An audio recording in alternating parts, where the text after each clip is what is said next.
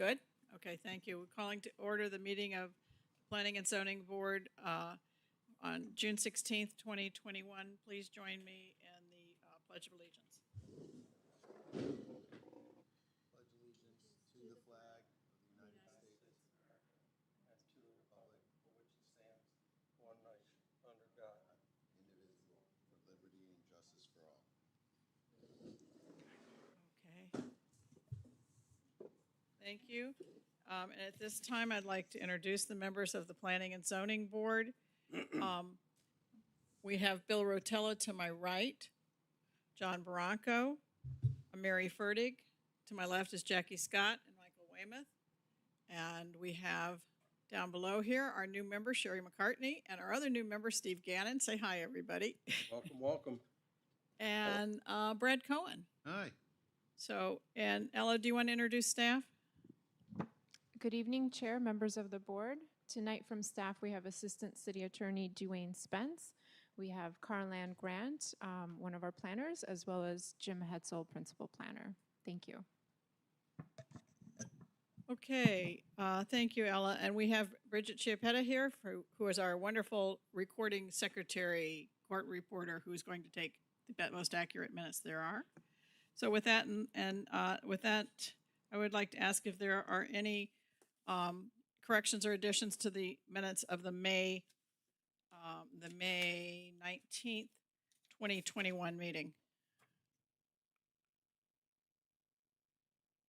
Okay, hearing none, is there a motion? Second. Okay. Moved by Jackie, seconded by Michael, and that to approve the minutes. All in favor, please say aye. Aye. Opposed? Okay, the next order of business is the election of the board chair and the vice chair. This time I'm going to open nominations for the board chair. Are there any nominations? I'd like to nominate Jacqueline Scott. I'll second. Okay, any other nominations? Okay, is there a motion to close nominations? So moved. Okay, all in favor of Jackie Scott as the board chair, please say aye. Aye. Aye. Opposed? Okay, Jackie, you're going to come take over and you can do the vice chair. Here are your notes here.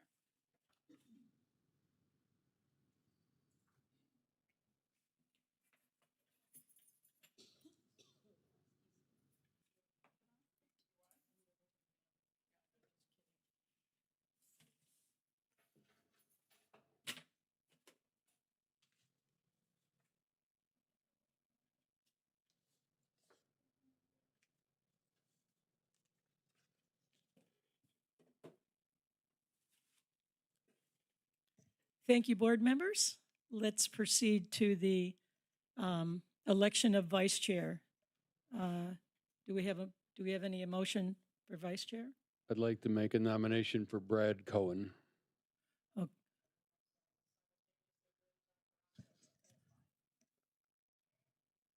Okay, is there a second to Brad Cohen?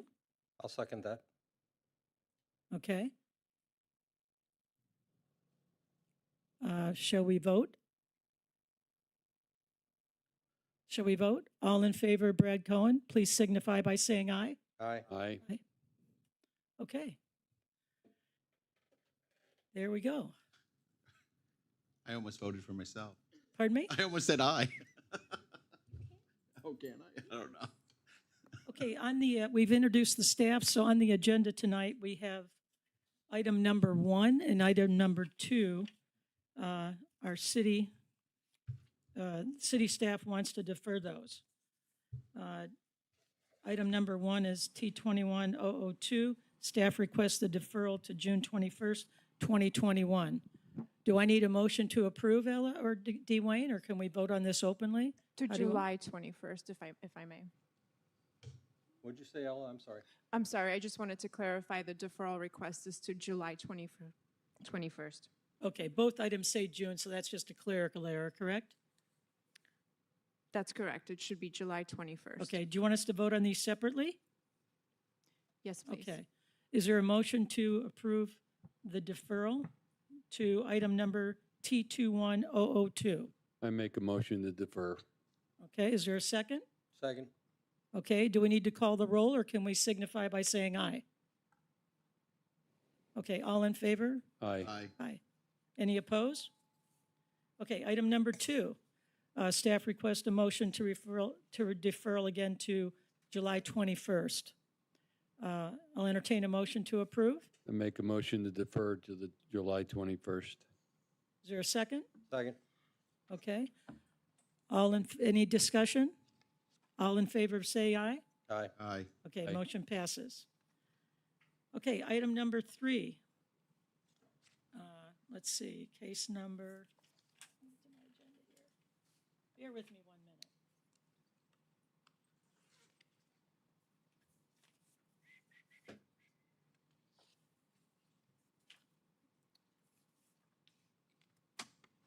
Case number T21005. Let me begin by opening this and asking, is there any members of the chamber that would like to speak on this item? Okay. Okay, can we proceed with staff?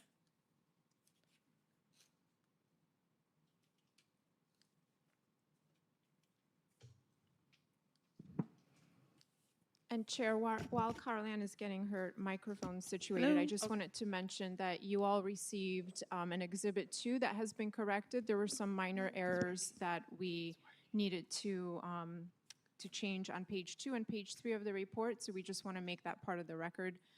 And the official report will also be updated online. Thank you. Thank you. Is that page 2 and 3 or 1 and 3? That would be Exhibit 2 on page 2 and 3. Page 2 and page 3 of Exhibit 2. Exhibit 2. That's correct. Before And you, Carl-Ann placed some handouts on each of your desks so you can see where the changes are and follow along. I'd like to make a comment too, Carleen, on these handouts.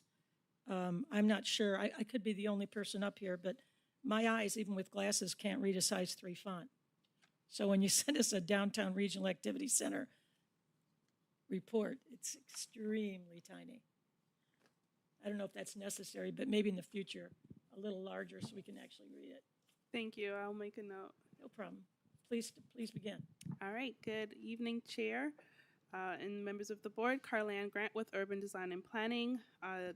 This item is UDP-T21005 to amend the City of Fort Lauderdale's Unified Land Development Regulations, Section 47-20.2, parking and loading requirements for the Downtown Regional Activity Center zoning district, City Center, and then the Downtown Regional Activity Center Arts and Science zoning district to update the residential parking requirement and also to amend Section 47-20.3 reductions and exemptions to the update the parking reduction criteria for properties in the Downtown Regional Activity Center, as well as updating the table of development permits and procedures in Section 47-24.1 to reflect the changes that we're updating in those two other sections.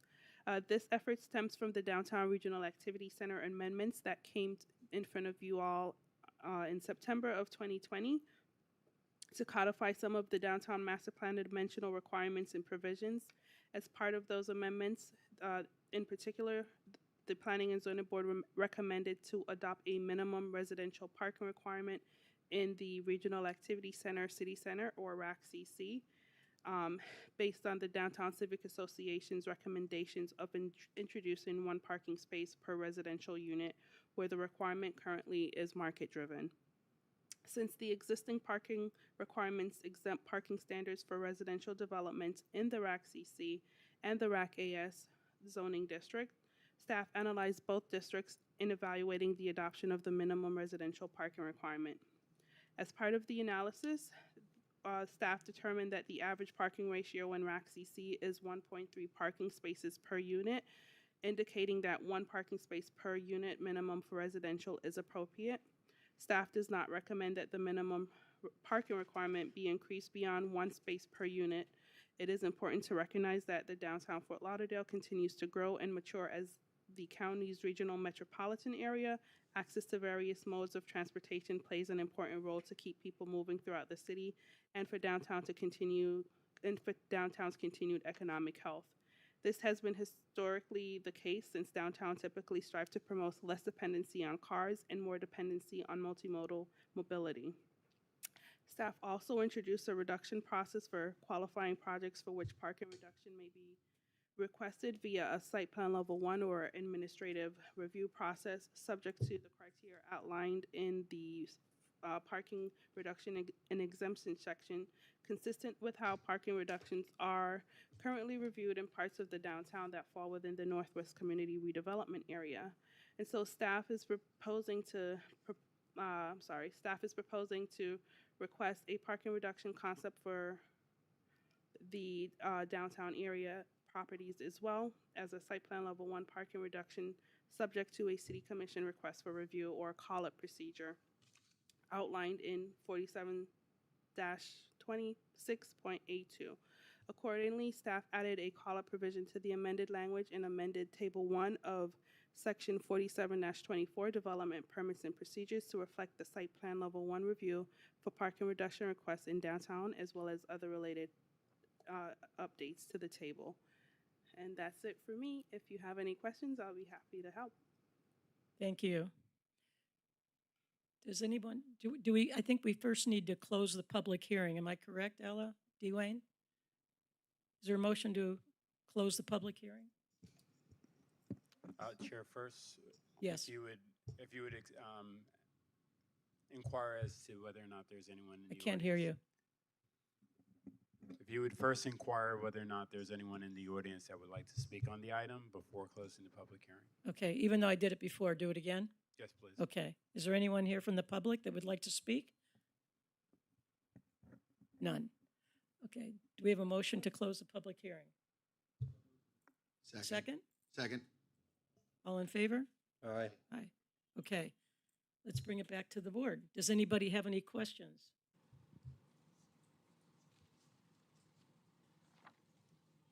Okay, I hear no questions. Does someone want to make a motion to approve this?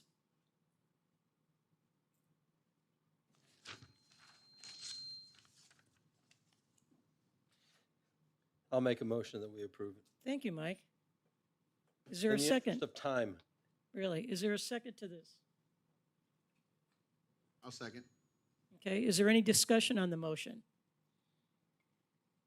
Okay, Bridget, call the roll, please.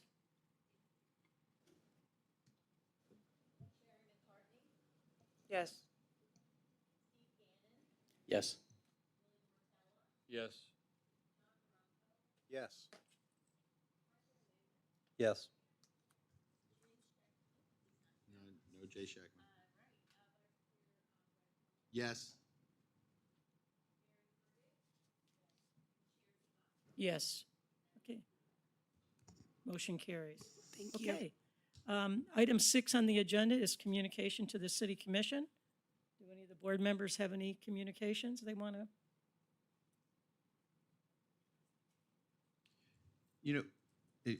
Hi. Hi. How are you? I wanted to address very quickly the flooding that occurred. It's very apropos for today, the streets and the flooding that are in the Northwest area and also the Flagler Village area. And I think that we should relay to the city commission that with the building that's going on now, that we stress that there's requirements. I know there are some requirements in regards to the flooding that occurs, but I think that we should stress that maybe those requirements should be a little bit more stringent and a little bit expanded, because you're seeing areas that are being developed in the Searstown area. I know that a little bit further west is going to be developed. In fact, it was before us a couple months ago, maybe 6 months ago. Now I think a couple months ago is probably 6 months ago, where they're building 500 or 600 more units on the other side of that Flagler Village area, and nothing's ever been done to address the flooding in those areas. There's not a lot of. It was all zoned warehouse, and it's like a concrete jungle. There's no sewer areas in that area, and it floods like up to your knees. And I know that the city has addressed that in the past, but I don't know if we should just bring this back up just because of just to pass it on to the city commission that I've been hearing a lot from that area. And also the area where I was appointed from, off the Sistrunk area and back in those warehouse districts. The flooding is like really, it's almost unbearable the way that it floods over there. And like I said, it floods up to, sometimes in some areas, just from today, I drove through the area that was just north of Sistrunk Boulevard, which is my area. And the flooding back there was literally up to my door sills of my truck. So it's a good 2 feet. And I think if the city is going to keep progressing the way that it is, and I'm in favor of it progressing the way that it is, I think that we need to have the city and the city commission really take a hard look at those areas that are affected by that flooding. So I would ask that possibly we could pass on a note to the city commission that it should be addressed in the future, possibly some sort of ordinances or something where if there's building, there needs to be some kind of, maybe the next door, it might not be on their property, but usually it affects the properties surrounding it, that they end up flooding. So that's my 2 cents. If I can make a comment to the Sure. vice chair about that, if you Sure. don't mind. If I didn't think that the storm sewers if I thought that the storm sewers were properly maintained, I would embrace and agree with you. I have volunteer trees growing out of the storm inlets on Las Olas, so we literally have to go clean out. So I'm not so sure that that is a result of that, but to point to the new development, all new developments have to retain all of their stormwater on site in retention areas, and if they can't, then they have to put in injection wells. So in theory, there should be no water leaving the property going into the street. So I think it's more of the storm drain system that over a year's time, 2 years' time, 3 years' time, there's just a bunch of crud that gets down there. It could be. So- But I mean, I would ask, you guys could even take a drive, Pat, I own property over It's over like in that that everywhere. Fat Village area. Sure, no, Those are I'm all- I'm all for, if those storm drains are clean and you've got that kind of problem, then yeah, it's a concern, but. I'd be more than happy to add that to the note, is that maybe the storm drains need to be cleaned out. But like I said, the area where it's developing specifically, like there's a new Marriott, I think, over there, and there's it's beautiful what they're doing on US 1. I think it's nice construction. I'm in favor of it.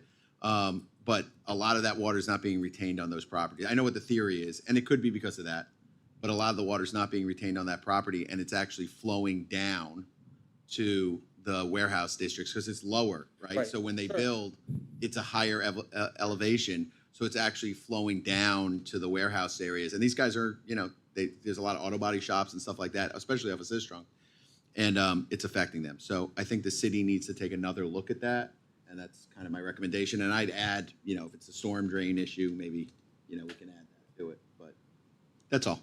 Okay, John, did you want to say something?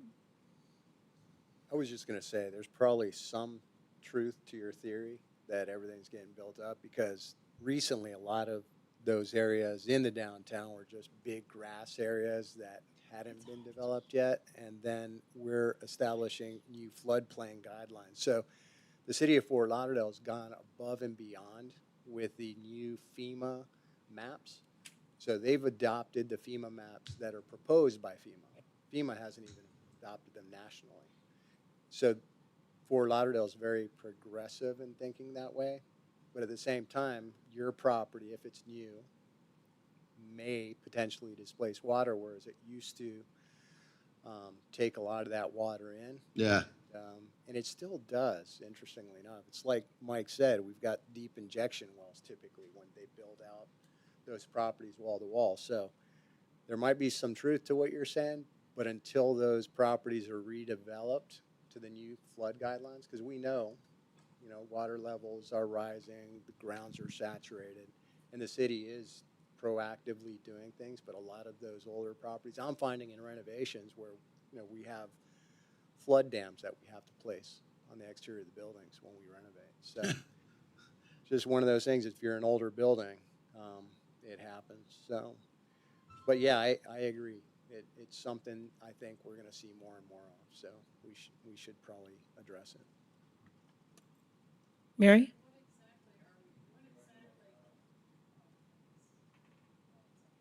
know what you're going to ask. What do we? What action exactly are we asking the commission to take? I think to have maybe, I don't know if you, and I don't know if they already have, maybe the city can tell me if they already have some sort of board that looks at those flood guidelines. I don't know if Mr.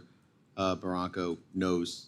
Do you know if they, yeah, I know you talked about the FEMA adoption, but I don't know if they have a board or something that looks at those areas specifically, and especially in the area that I was appointed from, that Sistrunk area, that, you know, it floods out. So I don't know if there's a board that actually looks at that, or if there's a committee that we could possibly put together to take a look at if there's solutions to the extreme flooding in those areas. But, you know, I drove by there today, and there was a lady at her front door that legitimately could not leave her house.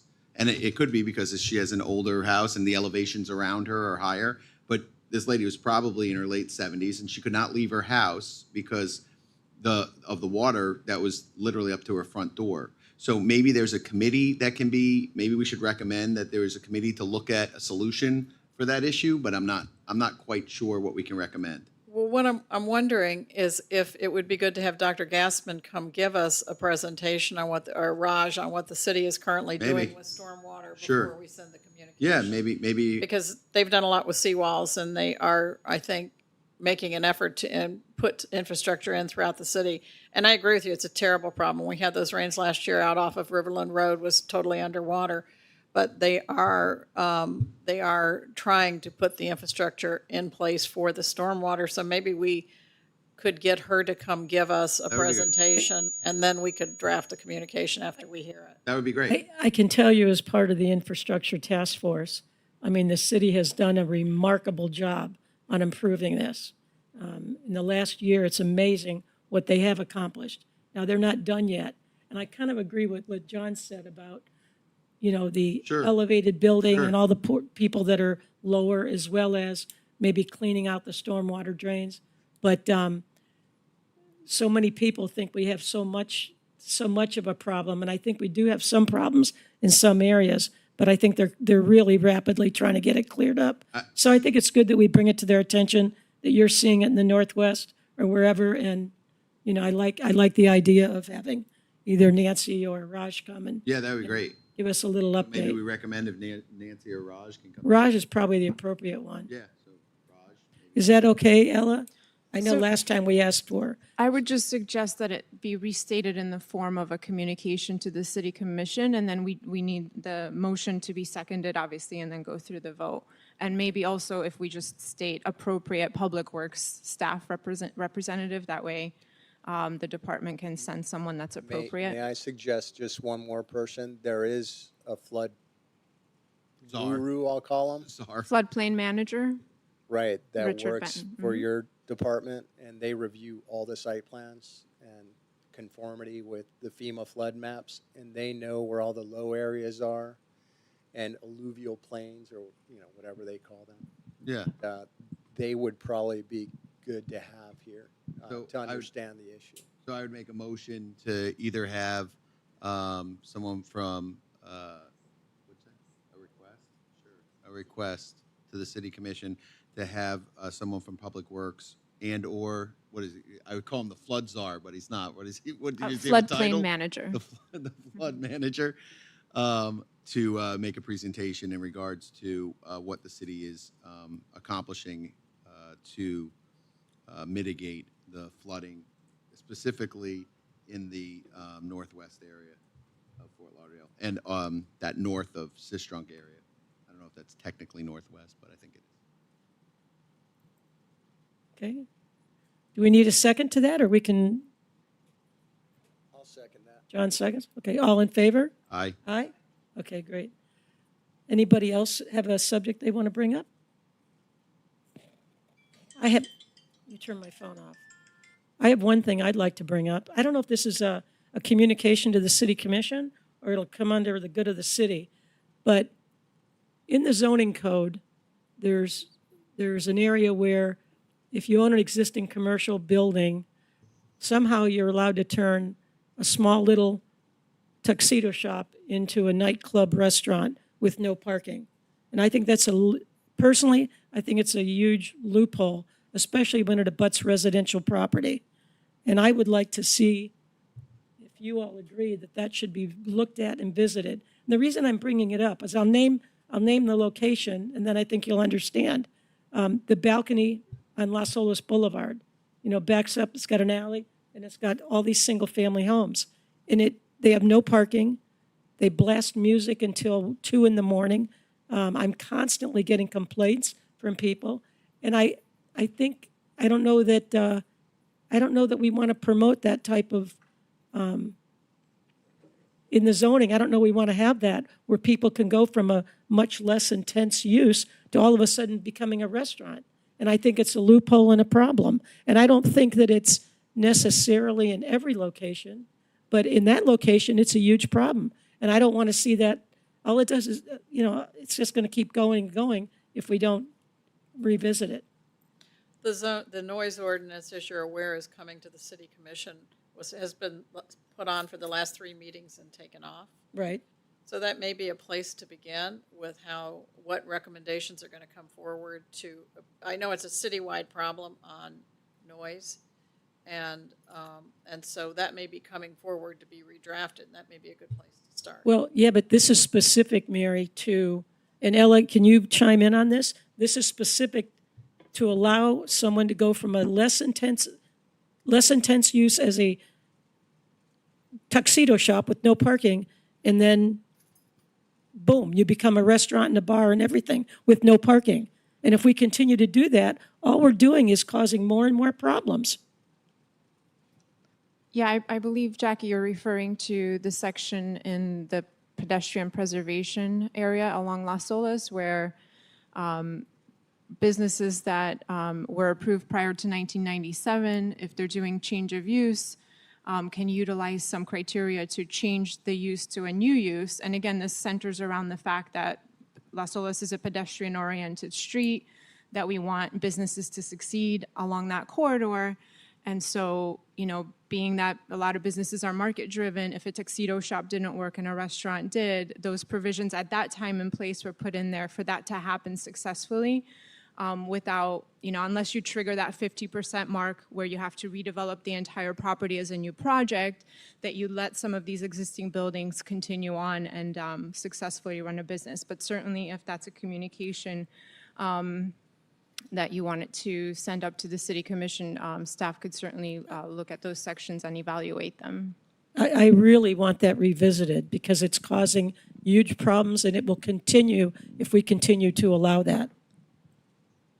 Is there not a path in place already to address a change of use? I mean, it's not just close the tuxedo store and open the balcony. I think that there's all kinds of regulations that have to go through and approve. There wasn't, Mike.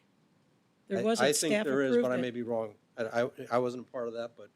And I'm not against the balcony as a whole. It's just that when you look at, any practical person that looks at the situation can see it's a huge problem. And if we continue to allow this to happen, all we do is create more and more problems. So the question is there a path in order to do a change of use, or do they just close the doors at tuxedo shop and the next day open up as the balcony? No, there's a process. There's other development parameters that, a use such as a restaurant would get reviewed against. What Ms. Jackie's speaking to specifically is the parking. And you do have some credits following that criteria of that pedestrian priority area.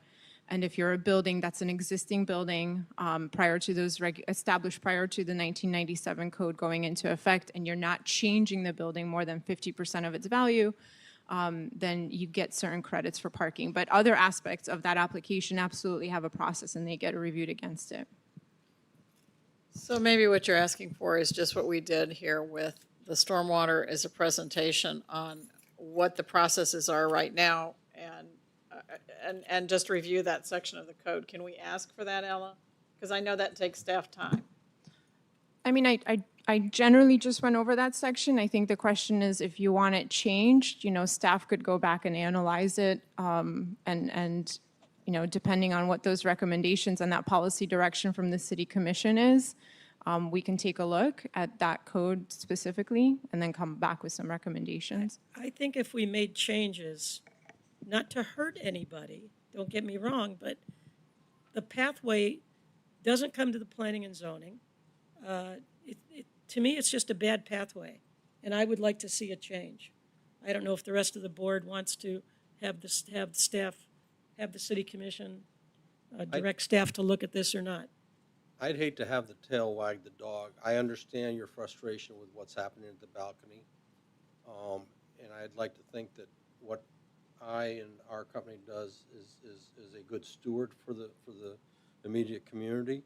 But to change the way that the zoning is written and adopted and the pathways because of a bad actor, I mean, if they've got loud noise, if they're doing stuff that is not in compliance with code, that should be very easy for the code officers to go out and, well, but then changing the zoning isn't going to make it any better. I don't really want to change the zoning, Mike. I think I really want to have this visited. I want to have this talked about. I want staff to talk about it. I just don't want this to continue because it's not good. It's not good for the business and it's not good for the people that live there. And again, it's not just the balcony. Unfortunately, they're the best example of the problem. Well, it seems to me that we'd have to know what the extent of the problem is. I mean, I agree with Mike. I don't think we want to do something for one building, and the problem you're describing in that building, and we're hearing it consistently with other businesses, but not yours. But is the noise issue, which I know is a citywide issue. But maybe what we could do again is get a presentation. I know Ella, you just gave us one. Are there other parts of the city that have this, or is it limited to this section of Las Olas? And if it's limited to this section of Las Olas, it seems to me it could have been a problem with the review of the original project. But if there's a citywide implication that there's not a process being followed, then is this just one section of the code? I mean, is this just impact Las Olas? I think Carlan might have the section open, so I'll defer to her if your mic is on, Carlan.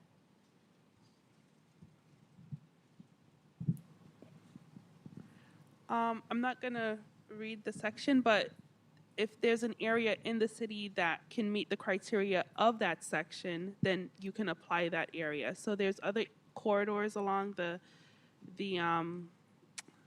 throughout the city, such as like Oakland Park Boulevard, for instance. If they can meet the pedestrian preservation section of the code, the criteria within that section, then they can also apply that particular criteria to a business there. I must have be hard of hearing. Okay, so just to go back to where we were, if there's a way, I think if we're going to be discussing this, it's only fair to give the community and the businesses the opportunity to know we're discussing it, and the business community who might be impacted, as well as the residential community who might be impacted. So if this is a global thing citywide and we can review that section and see if there's a way to strengthen it, you know, I'm fine with that. I just don't want to make it about one business or one other thing that could be handled through another avenue, such as redoing the noise ordinance, which I'm assuming eventually will come to us. Yeah, I hated to point fingers just at the balcony, but the fact that they were able to do that means there's other areas in the city that same impact could occur. And it's up to you guys. What's the pleasure of the board? Chair, I have a question. Sherry? Yeah. Are you referring specifically to the noise problem or the parking problem, or do you see them? All of the above. Because I don't know whether those are addressed It's both. in the same way. It's both. Because I see Okay. one as distinct from the other. Yeah, both are the problem. I guess we'll just, doesn't sound like the board really wants to take this any further, so I guess we'll wait for the noise ordinance and see if that's going to be helpful. Okay. Any other communication? Anything for the good of the city? John? Congratulations to our new chair and vice chair. Thank you, thank you, thank you. Good job on your first meeting, Jackie. Well, thank you. I'd recommend you all wear seatbelts for next month. This is like a no-brainer tonight. Can I ask a question? When we have a meeting where we have one item like this, and I know our last 3 meetings have been the same way, is there a way to schedule this? Should have tabled it with the. Yeah, I mean, if we had just not, if we had just consolidated in July. So I guess, do we know what's coming up in July? Yeah, 2 items that we deferred today. Well, I know, but I mean, do we have other projects coming up? Yes, we do have other items on in July. And are we meeting in August? Yes. Is there ever a month we don't meet? You meet every month. So we don't get a month off? Well, you're the chair, you can certainly make that motion. Okay, I'd like to make a motion that we take off August. I think as the chair, you can't make motions. Oh, I can't make motions, Mike. Quit getting me in trouble. Historically, doesn't I think that commission- if we've got people that are making applications. Right. you can't take the time off. I'm kidding. I fully embrace that if we're doing city business like this, that we should not waste staff's time or the board's time and defer that. But if there is an applicant that has paid money to have their application heard, even if it's for one item, we need to do it. Yeah, why wasn't this deferred, Ella? Huh? Why didn't, since you deferred 1 and 2, what was the rationale for not deferring 3, since it was from you I mean, guys? it's really hard to to make those distinctions of what's going to be controversial, what's going to need more time to discuss. Sometimes we're told that you all need a little bit more time to digest things. Sometimes agendas, we try to plan them the best that we can, but sometimes some items get rushed on at the last minute, and sometimes you can't predict everything. It's hard to kind of make a perfect agenda every single time, but certainly if you all wanted to take the month of August, then that's something I believe the board can make I a wouldn't motion start on, right? identifying months, Ella, but to me, and I don't know if this is possible, but in this case, or in future cases where it's something like this, can you independently poll the board and say, we've only got one item and it has to do with the ULDR and it isn't time sensitive, do you mind if we push it off? Because I'd be going, yeah. Is that possible? So the issue with all of these items is that the items are advertised prior to the meeting. So once that is done, the public is given notice of the fact that the item would be heard before the board at a specific time and date. That is what really creates the issue when it comes to deferral of items, is that members of the public with notice of an item coming before you will show up to the meetings with the expectations of being heard at that time period. In this particular case, no one did show up, but that's kind of the main issue. I got to tell you something. Sitting up here, Dwayne, I can't hear anything. Does anybody else have a problem? I think it's because maybe the plexiglass. No, actually, I'm having a hard time hearing myself in this microphone also. Okay. So So I think we're belaboring this because in my 2 years of being up here, this is the first time where I think we've had an abbreviated schedule like this. So I think we're blowing it out of proportion personally. But I think if it happens again, we ought to think about, tabling it with the others. I kind of understand what Ella's saying. It's such a dynamic process for you guys as it gets closer, I imagine, and somebody wants to bring something. I agree with you, Mike, but I agree with what Ella's saying as well. You just want to be efficient. Efficient, yeah. Well, the only thing is, we've had 3 meetings in a row, and where I agree with Mike is that if it's simply a city ordinance that could wait another month, and there's not going to be a huge public turnout before it gets to the advertising stage and the scheduling stage. and you also have. I don't sorry. know, Mr. Spence, that you knew that tonight, but I know we've had 3 meetings in a row like this where everybody comes for 30 or 45 minutes. So to me, it just seems like we could be doing different scheduling. But I love coming and seeing you guys, so I'm happy to come every month, just want to say.